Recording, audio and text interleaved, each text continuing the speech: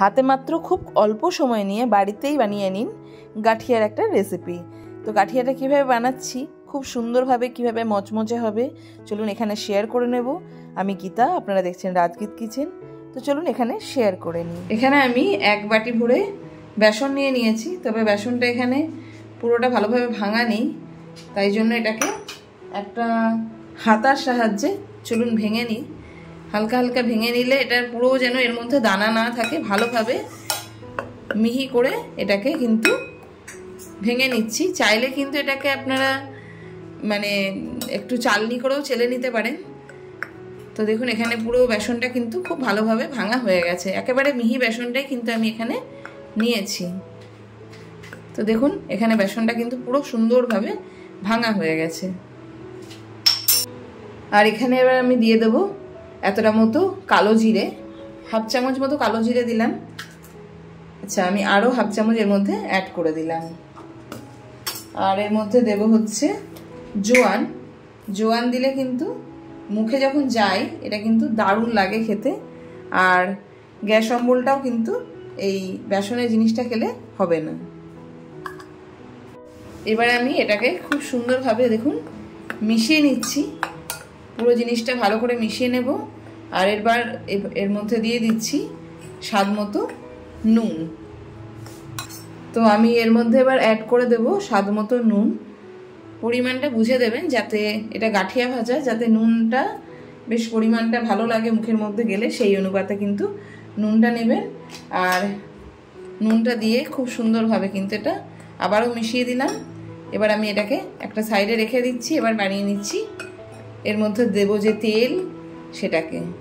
আচ্ছা, আমি এখানে দিয়ে দিচ্ছি ঠিক 4 থেকে 5 চামচ মতো জল, 4 থেকে 5 চামচ মতো রিফাইন তেল দিয়ে দেব এর মধ্যেই। আর এর মধ্যে দিয়ে দেব বেকিং পাউডার, ঠিক এতটা। খুব সুন্দরভাবে চলুন মিলিয়ে নেব। এটাকে চাইলে আপনি কিন্তু মিক্সির মধ্যেও মিলিয়ে নিতে পারেন, তবে এখানে আমি মিলিয়ে নিচ্ছি হাতে। মিক্সিতে করলে কিন্তু জিনিসটা আরও সুবিধা হয়ে যায়।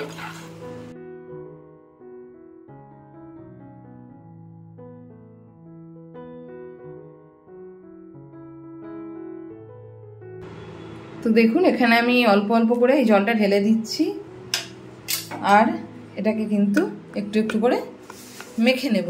খুব যে মোটা করে মাখবো বা খুব পাতলা মাখবো তা না, মাঝামাঝি, যাতে গাঠিয়া যেভাবে মাখা হয় সেরকমভাবে যেন মাখা হয়ে যায়। তো এখানে আমি আরও একটু জল অ্যাড করছি, যাতে এটা ভালোভাবে মাখা হয়। এখন পুরোটাই শুকনো আছে। যদি মনে হয় এই জলটা কম পড়ে যাচ্ছে, তাহলে আবারও একটু তেল আর একটু সোডা আর জল, এটা ভালোভাবে যেভাবে মিশিয়ে দেখালাম তেমনিভাবেই এটাকে মেশাবেন, আর এটাকে ভালোভাবে আবার মেখে নেবেন। তো এখানে এটা কিন্তু মাখতে মাখতে বেশ সুন্দরভাবে মাখা হয়ে গেছে। এর থেকে পাতলা করলে কিন্তু গাঠিয়া হবে না। আর এরকম শেপ যখন আসবে, মানে থিকনেসটা যেরকম করেছি এরকম টাইপের যখন আসবে, সেই সময় কিন্তু জানবেন বেসনটা কিন্তু কমপ্লিট মাখা হয়ে গেছে। আচ্ছা, আমি এখানে একটা বোতল নিয়ে নিয়েছিলাম। তো বোতলটাকে আমি মুখটা, এই বোতলগুলো দেখতে পাচ্ছেন, এই বোতলগুলো, তো এর মুখটাকে আমি সুন্দরভাবে কেটে নিয়েছি। আর গাঠিয়াটার শেপ এরকম আসবে বলে এরকমভাবে কেটে নিয়েছি। এবার এর মধ্যে পুরো বেসনটাকে চলুন নিয়ে নিই। তো এখানে আমি কিন্তু এইটার ভেতরে, এই বোতলটার ভেতরে যেটার মুখটা এরকমভাবে কাটা আছে, তার মধ্যে কিন্তু পুরো নতুন বোতল, এটা একদম জলটা বের করে রেখে আমি এই বোতলটা নিয়ে নিয়েছি। তো এর মধ্যে আমি পুরোটা ভরে নিয়েছি।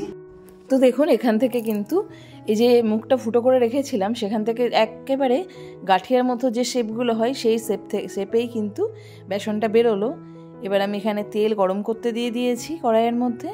সেই তেলের মধ্যে এবার চলুন এই গাঠিয়ার যে বেসনটা মেখে রেখেছি সেটা দিয়ে দিলাম। আর গাঠিয়ার দেখবেন চারপাশটায় কি সুন্দর একটা লম্বা লম্বা দাগের মতো থাকে, সেটা কিন্তু খেতে দারুণ লাগে। সেরকমভাবে শেপ বানানোর জন্য বোতলটা কিন্তু আমি অমনভাবে কেটেছিলাম।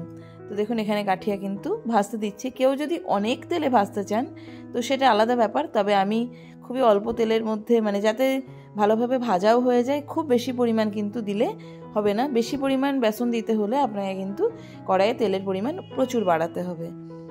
আর আমরা যেহেতু মানে রান্নার তেলটা বেশিক্ষণ ইউজ করতে পারি না, সেজন্য যাতে অল্প তেলের মধ্যে ভালোভাবে ভাজা হয়ে যায় সেটা কিন্তু এখানে লক্ষ্য রেখেছি। আর এখানে দেখুন বেসনের মানে যে মানে লুকটা আমি চাইছিলাম, গাঠিয়ার লুকটা অরিজিনাল, সেটা কি সুন্দরভাবে এসে গেছে। দেখুন পুরো খাঁচকাটা কাটা একদম বেসনের লুকটা এসছে। তো এটা একদিক ভাজা হয়ে যাচ্ছে যখন, আর একদিক ভেজে নিচ্ছি উল্টে পাল্টে। এবং এটা কিন্তু ভাজাটা এতটা সুন্দর হয়েছে এবং এতটা মচমচে হয়েছে, ঠিক পরিমাণটা যদি মনে রাখেন তাহলে কিন্তু ঠিক এরকমভাবেই কিন্তু গাঠিয়াটা রেডি হয়ে যাবে। তো এবার এখানে কিন্তু গাঠিয়া ভাজা হয়ে গেছে, দেখুন কি সুন্দরভাবে। এবার আমি একটা অন্য পাত্রের মধ্যে চলুন সার্ভ করে নিই। তো আপনাদের এই গাঠিয়ার রেসিপিটা কেমন লাগলো আমাকে কিন্তু অবশ্যই জানাবেন। যদি ভালো লাগে অবশ্যই আপনার মতামত কমেন্ট বক্সে জানাবেন এবং like, comment, share and subscribe করে দেবেন। যারা এখনও চ্যানেলটিকে দেখেন কিন্তু সাবস্ক্রাইব করেনি তাদেরকেও বলছি প্লিজ চ্যানেলটিকে আপনারা যদি পারেন সাবস্ক্রাইব করে দেবেন। আজকে এখানে রাখছি, দেখা হবে নতুন একটা ভিডিওতে। Thank you.